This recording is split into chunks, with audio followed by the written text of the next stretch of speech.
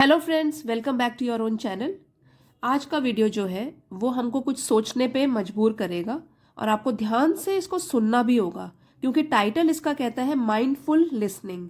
Mindful का मतलब होता है एक जगह ध्यान लगाना है, एक टाइम पे एक चीज़ को करो, उसी चीज़ पे पूरा दिमाग लगा लो, अपना माइंड लगा लो। तो माइंडफुल मीन्स ध्यान से, लिसनिंग इज सुनना, ध्यान से सुनना, अपने दिमाग को इधर उधर भटकाना नहीं है, एक ही जगह लगा के उसको ध्यान से सुनना है। ये तो हमारे टॉपिक का नाम है।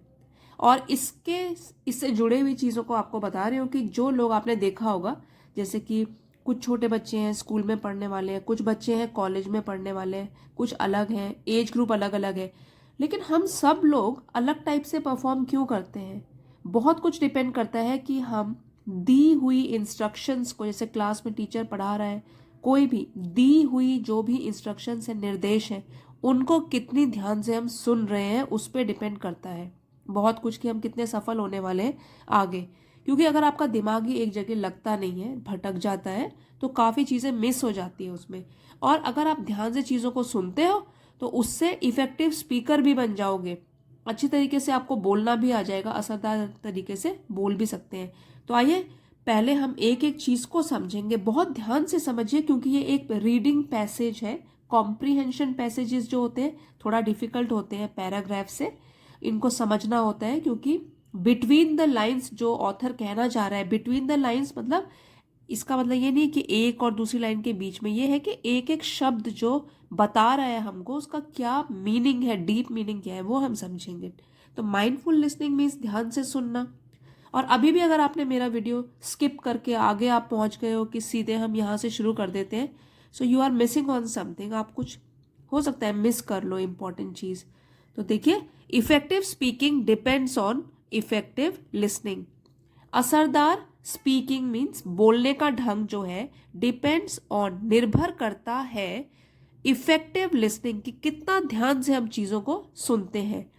Effective speaking depends on effective listening. अगर आप चाहते हो कि आप असरदार तरीके से बोलो, बहुत अच्छी तरीके से बोल पाओ, उससे पहले आपको क्या करना होगा, अपनी लिसनिंग स्किल्स बढ़ानी होगी, बहुत ध्यान से आपको चीज़ों को सुनना होगा। It takes energy to concentrate on hearing and understanding what has been heard. It takes energy का मतलब है, एनर्जी मीन्स ऊर्जा, और कॉन्सेंट्रेट ध्यान से सुनना, ध्यान केंद्रित करके रखना उस जगह पर। हियरिंग होता है सुनना, और अंडरस्टैंडिंग समझना, हर्ड क्या हमने सुना। तो इस लाइन का मतलब है it takes energy to concentrate. ये बहुत ही हार्ड वर्क मांगती है हमसे अगर हमको कोई भी चीज़ ध्यान से सुननी है। एनर्जी मीन्स ऊर्जा, तो यहाँ ऊर्जा इसमें नहीं है, ऊर्जा गर्मी इससे रिलेटेड नहीं है। It takes energy to concentrate मतलब हमारी तरफ से एफर्ट मांगता है। अगर हमको कोई चीज़ ध्यान से सुननी है, ध्यान केंद्रित करके रखना है, हमको भी अपनी तरफ से कोई एफर्ट करना पड़ेगा उसके लिए। ऑन हियरिंग, अगर हमको कोई चीज़ ध्यान से सुननी है तो हमको क्या करना है, उसके लिए एफर्ट करना है और ऊर्जा लगानी है। दैट मीन्स कुछ हार्डवर्क करना पड़ेगा अपनी तरफ से भी।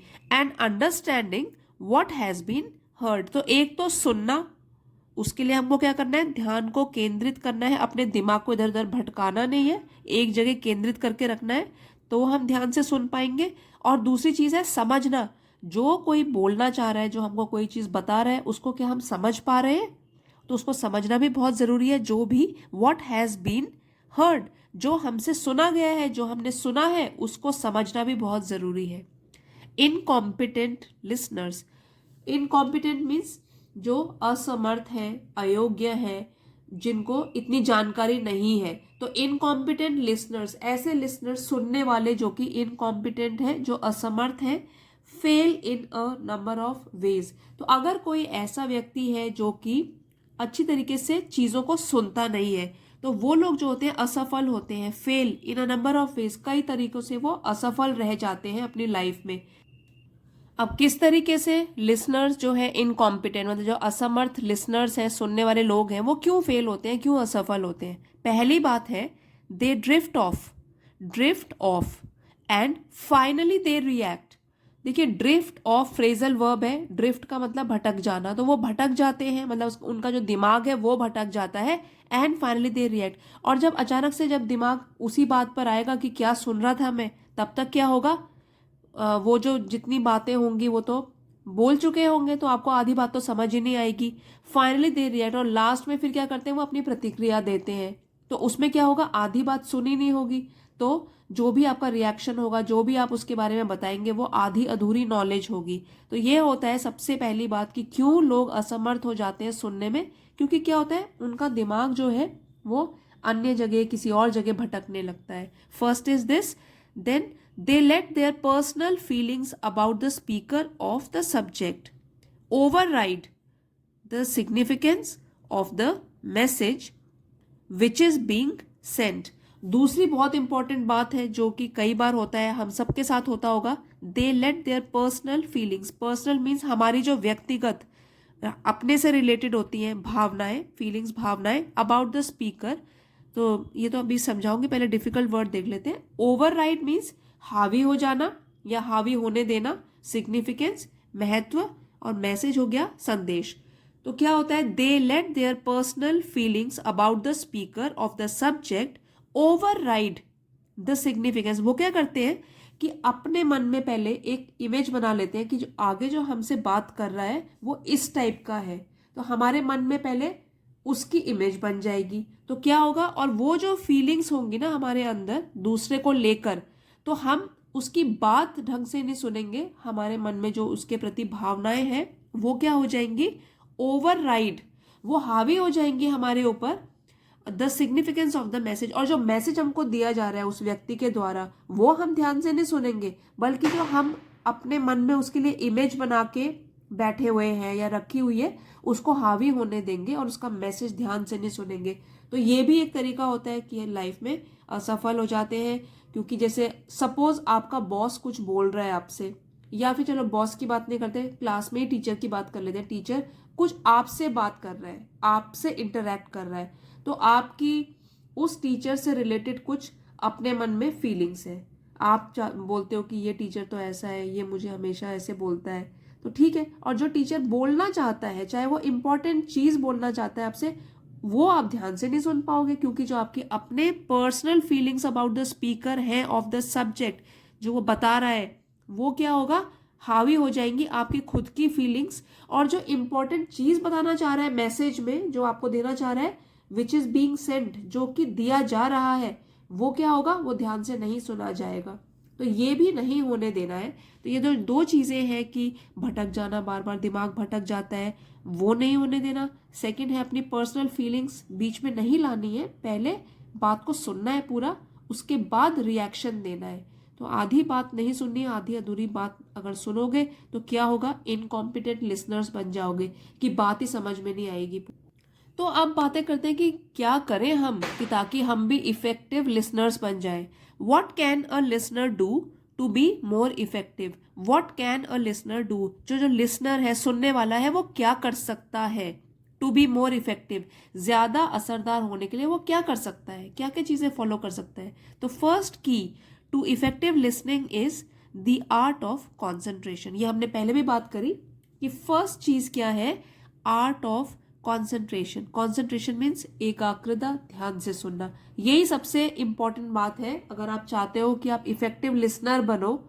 और उसमें क्या करना है, जो भी बात आपको बोली जाए उसको बिल्कुल कॉन्सेंट्रेट होके सुनना है। जैसे मैं भी अगर आपसे बात कर रही हूँ अभी, तो अगर आप स्किप कर रहे हो वीडियो, चलो वो आपके ऊपर डिपेंड है, लेकिन अगर आप ध्यान से सुन रहे हो तो जब तक ये वीडियो फिनिश होगा आप काफ़ी नए वर्ड्स और नई चीज़ें, जो ये सब लिखा हुआ है, ये कोई इम्पॉर्टेंट बुक से मैंने आपके लिए ये प्रिपेयर किया है, तो काफ़ी अच्छी बातें आपको सीखने को मिलेंगी। तो उससे क्या होगा, ध्यान से सुनिए, कंसंट्रेशन बना के रखिए, तो उससे इफेक्टिव लिसनिंग होगी which will prove beneficial for you, जो कि आपके लिए फायदेमंद होगी।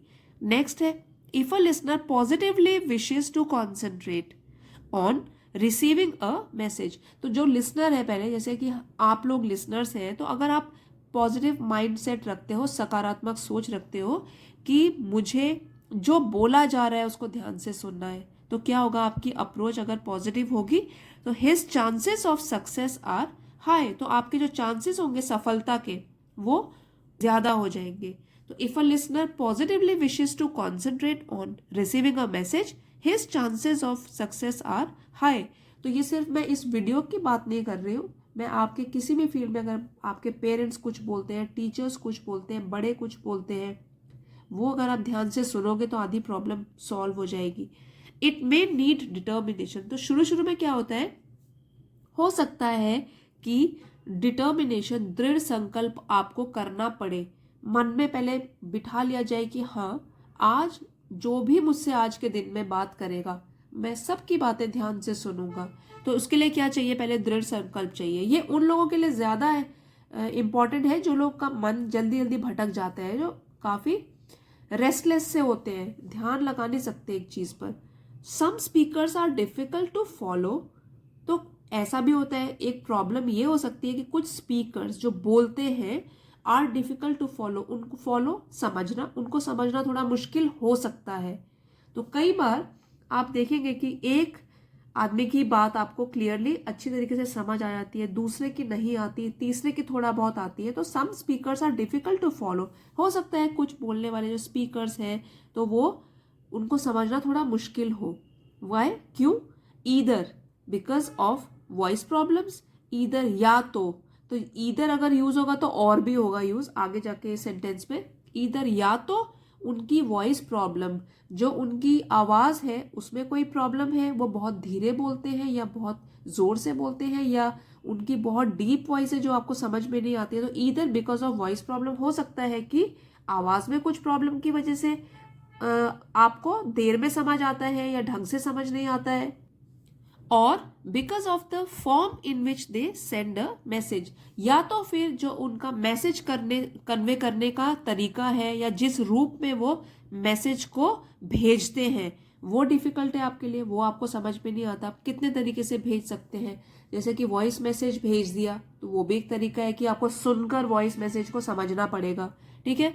और या तो अगर आपने सामने बात हो रही है तो वो हो गया, या तो अगर आपके पास कोई किसी का मैसेज लेकर आया है और वो कन्वे कर रहा है, जैसे कि एक टीचर ने बोला कि जाके रोहित को ये बता के आओ, तो किसी थर्ड पर्सन को बोला तो वो गया, वो बोल रहा है अब आपको, रोहित को वो बात कर रहा है रोहित के साथ, तो उसकी बात आपको कितनी समझ में आ रही है कि नहीं आ रही है। तो अलग अलग लोग अलग अलग तरीके से मैसेज को कन्वे करते हैं, उसके ऊपर भी डिपेंड करता है कि कितना आप रिटेन कर पाओगे, कितना आपको समझ में आ पाएगा। There is then a particular need for the determination of a listener to concentrate on what is being said. तो क्या इंपॉर्टेंट है, इन सारे 3 सिनेरियो मैंने आपको बता दिए, इन 3 सिनेरियो में क्या इंपॉर्टेंट हुआ, there is then a particular need, particular means विशेष, नीड जरूरत, then there is a particular need. अब विशेष जरूरत किस चीज की है, आप पहले दृढ़ संकल्पी बन जाइए कि आज जो भी मेरे साथ बात करेगा उसको मैं बिल्कुल ध्यान से सुनूंगा। तो लिसनर का दृढ़ संकल्प कितना है कि वो कॉन्सेंट्रेट करेगा, ध्यान लगाएगा on what is being said, क्या कहा जा रहा है।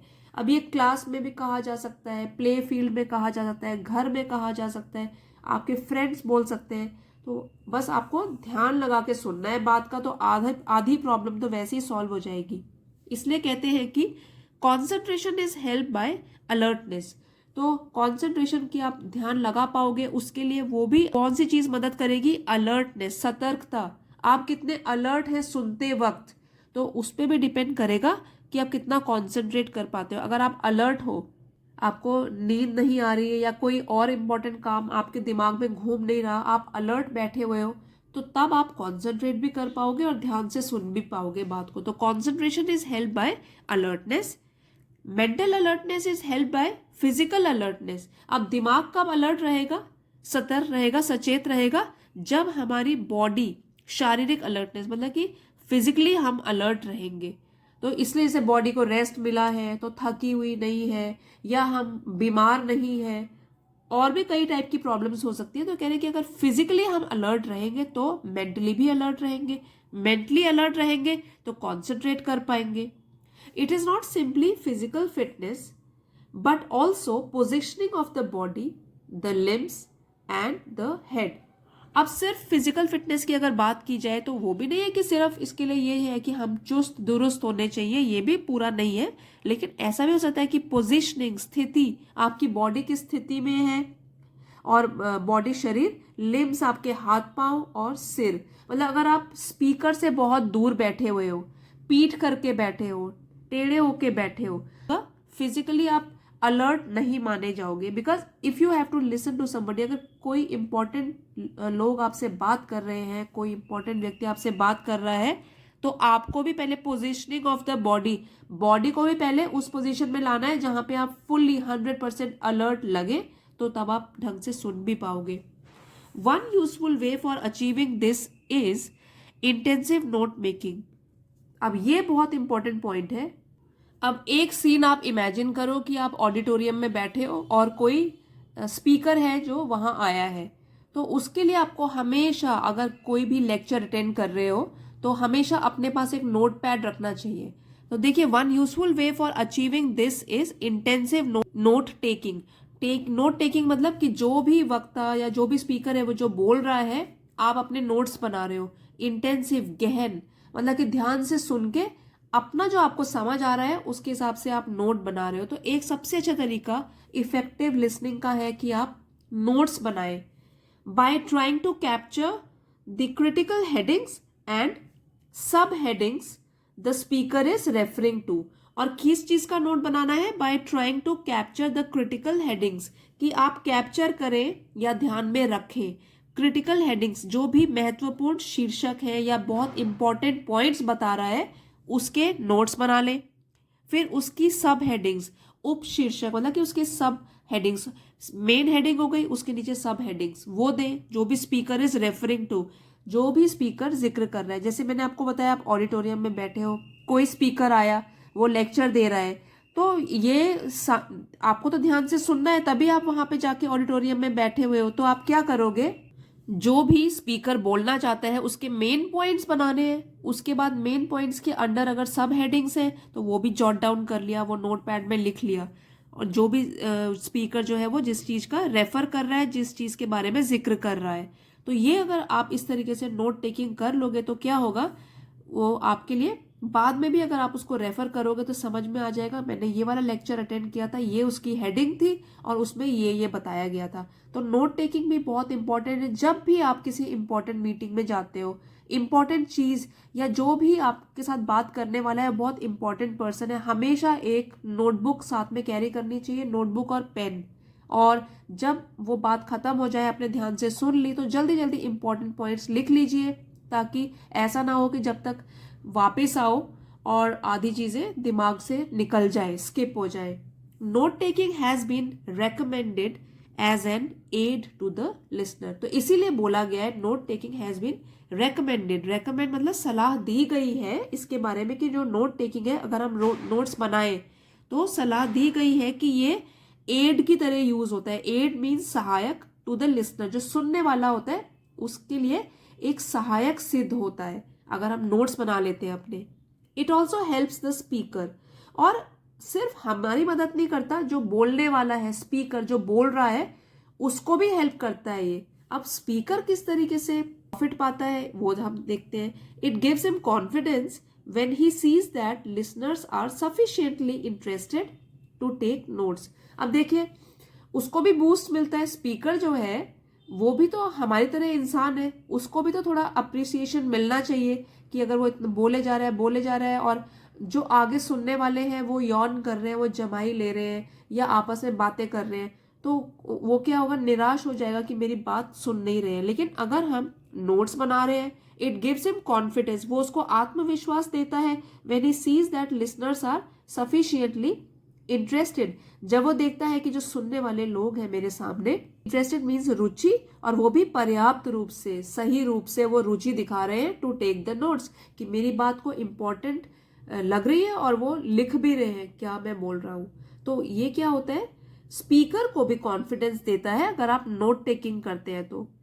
The patterns of eye contact, अब ये भी बहुत जरूरी है। एक तो हो गया नोट टेकिंग और एक है pattern of eye contact. Eye contact means आंखों से संपर्क बनाए रखना, मतलब अगर आप जो स्पीकर है उसकी तरफ देखते हो और कभी बीच में नॉड करते हो, सिर हिलाते हो अगर आपको समझ आ रहा है, कभी अगर आप कंफ्यूज लुक भी दे दोगे ना अपनी आंखों से कि हाँ ये तो डाउटफुल लग रहा है, मुझे समझ नहीं आया, तो जो बोलने वाला है वो आपको समझ जाएगा कि ये वाला जो पॉइंट है ये लोगों को समझ नहीं आ रहा। तो पैटर्न, तरीका जो होता है आपका आई कांटेक्ट करने का, संपर्क करने का, आईज से, आंखों से संपर्क करने का, तो वो भी जरूरी है।